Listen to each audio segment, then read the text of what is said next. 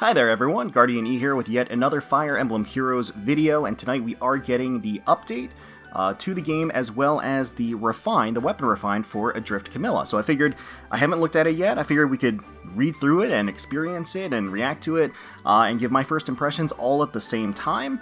So just a real quick video, but Camilla's getting a refine, and how often does that happen, right? And before we hop over, I will just briefly remind you that if you do enjoy the content that we put out, including Fire Emblem Heroes videos, and you would like to support the channel or support me, please consider subscribing, leaving a like down below, leaving a comment. Really does help us out. And if not, it's totally okay. Let's just enjoy and hope, fingers crossed, that Adrift Camilla has an amazing refine. All right, here we are. It sounds silly, but I'm actually a little nervous. So. Let's just remind ourselves what Book of Dreams does. So it is a red tome, obviously. 14 might, grants attack +3, and if she is adjacent to an ally, it inflicts -4 to all stats on a foe during combat. So it's an in-combat debuff.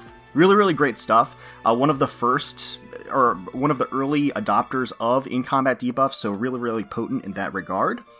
So let's take a look.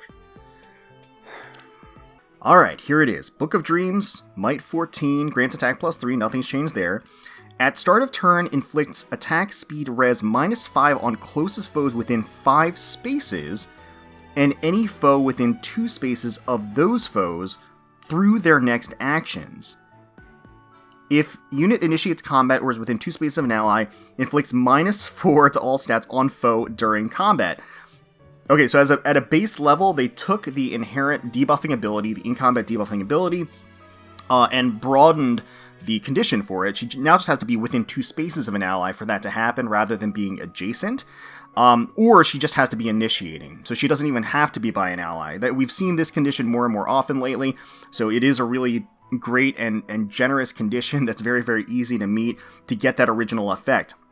However, the interesting thing is this AoE debuff that she has. So at start of turn, in addition to the in-combat debuff, she applies an activated debuff on the closest foe within 5 spaces. So if you had a number of units, one within 4 spaces, one within 5 spaces, it would only affect the unit within 4 spaces normally.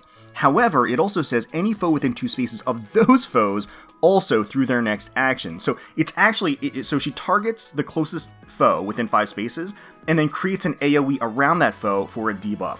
That's actually really interesting. That's and pretty potent. So here's actually the special refine effect.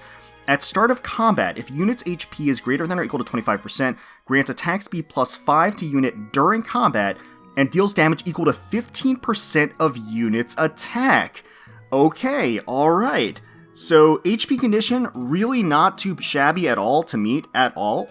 Grants attack speed +5 to unit during combat, so it's an in-combat buff, which is a lot better than an activated buff in this context, just because she can get activated buffs from a Hone Flyers ally or another rally ally or something like that. In-combat buffs are much harder to dodge, much harder to negate in general, so I really like that aspect of it. I will say it's just a little bit unusual that she doesn't get a res buff in addition to the attack and speed buff, since the attack and res are really her highest stats. Her speed is actually not bad, and in fact, I think an argument could be made for a plus speed Adrift Camilla, just because her speed is like right on the cusp of being good, and then if you stack on different skills that will enhance her speed ability, that will actually allow her to double a lot of units out there. So I do appreciate that speed buff a lot, and of course that's going to work really well with the speed debuff that is inflicted on the enemy, as well as the in-combat speed debuff that the Book of Dreams just has innately. Now here's the kicker: deals damage equal to 15% of units' attack. 15% of units' attack. That is awesome. First of all, that's fixed damage. So that means that so what fixed damage essentially means is that it will always do that number, whatever it is, no matter what the defensive capability of the enemy. So if Adrift Camilla were hitting into an enemy and it would do 0 damage because the defense, or rather the res, is too high, it would still do this fixed damage, right? So deals damage equal to 15% of units' attack. For those of you that don't know, Adrift Camilla is one of the hardest hitting mages in the game. I mean, she's pretty old now, comparatively speaking, so she's definitely been dethroned, but for a really long time, she had the highest attack stat for a red mage in the game for a while. I don't think she still has that, but I think she's still way up there, and as you can see, I mean, she does have, you know, the 65 attack. It's pretty darn good. So that's great. I love that because that plays into her strengths. She has a huge attack stat already, and her dealing an additional 15% of that as damage on top of what she normally does is really, really great. So let's go ahead and just put this on her, because it's not like we're not going to put it on her. Let's just go ahead and throw it on her, and let's do a little calculation, because we can see what that fixed damage is actually going to be. So she has the 65 attack here, like I said. You can add in the +7 for the Bond 4 skill, as well as the +5 for the other Bond skill, and then Book of Dreams itself has a native +5 as well, as long as that HP condition is met. So that means that she has 82 attack going into it. That's not counting if she does have an activated buff or a Hone Flyers buff from Vanilla Camilla that I would normally run. I'm just going to add that in here because normally if she's going to be attacking, if I want to calculate her maximum damage, she would be getting either that buff or she would be getting the buff from like Hinoka Camilla's duo skill, which would also be +6.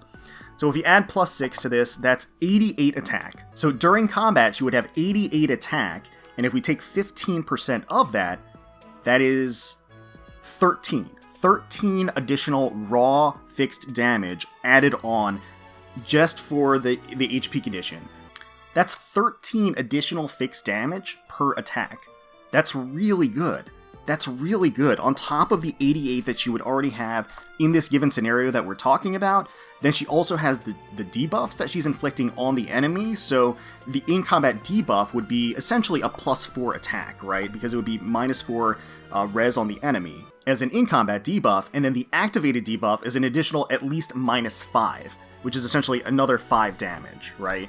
So all that being said, that huge explanation and exposition, what that means is that as long as she is initiating combat, or is within 2 spaces of an ally, and has HP equal to or above 25%, which is good, the HP condition being her HP condition is better than the enemy having an HP condition, in my opinion. That means that, and she has a Hone Flyers buff on her, she is going to be dealing 110 damage per attack. And 13 of that is going to be fixed damage. 110 damage per attack. And that's with the skills that I actually have. I think I would probably change out the Desperation for a Trace skill, now that I actually have spare attack res trace fodder. And then, you know, the condition for Book of Dreams has changed from being adjacent to being within 2 spaces. And in fact, not even that, you could just be initiating. And that being said, that opens up a lot more options for the A and the Seal slots, because you could use Forma skills, you could use Unity skill. I mean, you could use all kinds of skills. I actually do really like the Bond 4 skills because it neutralizes any penalties on those stats. So it's actually a pretty sizable buff to those 2 stats, and you can't be debuffed. So I think that's really solid. But I mean, it opens up a lot of potential, I think. So again, at a base level with the kit that I currently have, she deals 110 damage per attack, essentially, with a Hone Flyer support. And of course, that's not even counting the Goad Flyer support, of course, which would also add into the fixed damage of the 15%, because that scales with the 15%. So yeah, that's really, I think that's thrilling. I'm actually really excited to see what she can do. I like this Refine, I gotta say, a lot more overall than Brave Camilla's Refine that we got earlier last year. For a couple of reasons. I think the fact that they're in-combat buffs and debuffs is really important. There are a lot of ways to kind of circumvent and get around activated debuffs, or even use activated debuffs to the enemy's advantage. In-combat debuffs and in-combat buffs are a lot harder to do that with, and I think that that's going to really come in clutch and have a lot more longevity going forward. And I also think that fixed damage, the 15% additional, is just really solid. I think that's gonna breathe a lot of life into the unit. She was already hitting really, really hard, and so that's just that much better. So those are my thoughts. I'm really excited. I could look at the other refines, but I think most people only care about my impressions of Camilla's refine, because I'm probably going to be using that most, and that's what people are going to see on the channel most. So yeah, I'm going to be thinking up different builds for her, but the reality is I think this build works pretty well if you want ideas. Obviously, again, I think her A slot and her Seal are now a lot more flexible. You can use a lot more things in there to get that boost to her attack that you want, as well as her res and her speed. So you have a lot more options. The form skills, for example, even like just straight up initiating skills like Swift Sparrow and things like that. Technically, you could use even an impact skill, which is locked to flyers for the A slot.